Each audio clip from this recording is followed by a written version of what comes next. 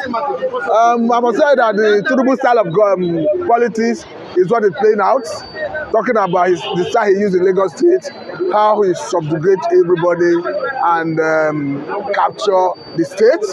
I think that is what he's trying to do at the national level. Because if you look at what is happening in Rivers State, what Fubara is doing is like an intimidation. It's like he's doing what he's doing because of frustration.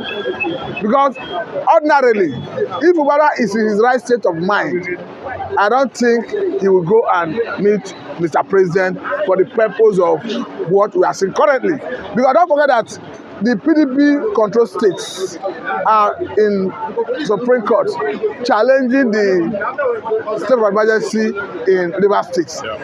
And we have a situation where when Mr. President was coming up with that state of emergency, he said for an initial 6 months, meaning there's every tendency that he will extend it. Don't forget that when we saw the other news that came from Rivers State the other time, even though the IBAS, the sole administrator, had refuted it, talking about when he summoned Fubara to come and explain why he should be reinstated. So I think most of all these things, Fubara would have seen that since Nigeria is not running on a rule of law, since there's impunity, that the best thing to do is to go and make peace with the president. That's why I see it. And the president may want to muzzle him, may want to use that opportunity to coerce him, to force him to join APC. A Fubara may have no option, because the way it is, it looks as if Tinubu has the yam and the knife. But if it is some persons, he would rather prefer to break than to bend. I cannot attest to Fubara's character, whether I have that potential to prefer to break instead of bending. But what I can categorically tell you is that what is happening to Fubara is purely intimidation. Don't forget that someone like Foreigner the other time criticized even the decision of Supreme Court, as it has to do with the 27 defected House members who are loyal to Wiki. Because the Supreme Court heard that they do not have sufficient evidence to prove that those 27 lawmakers defected, perhaps because their names were not found in APC register. And you can clearly see video evidences where they actually defected. So I think we're already running a country of grab and run with it.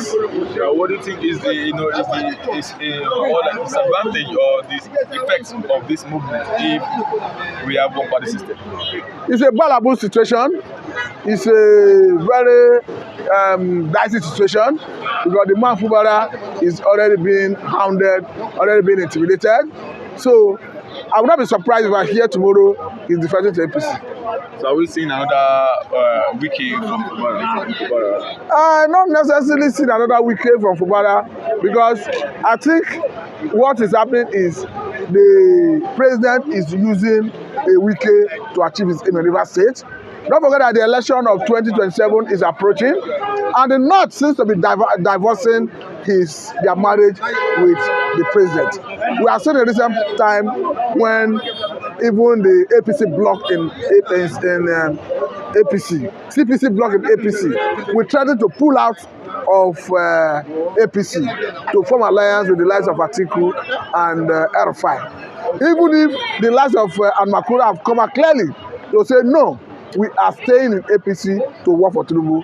We have equally seen the likes of Malami, the former Attorney General of the Federation, who is a very close ally of Buhari, coming out to say that he will not align with the position of Almakura, and that Almakura is not in a position to speak for CPC bloc in APC.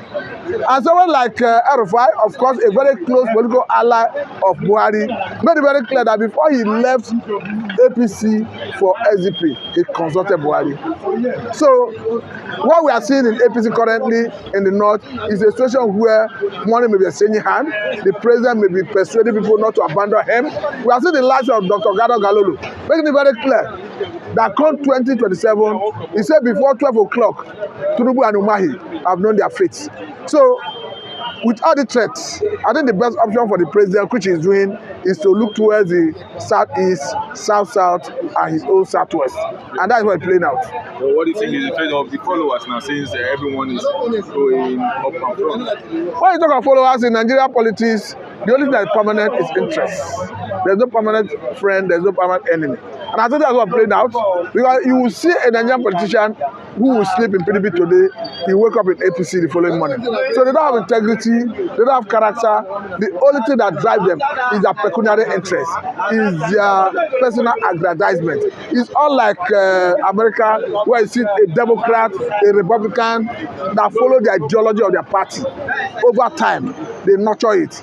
That is lacking in Nigeria.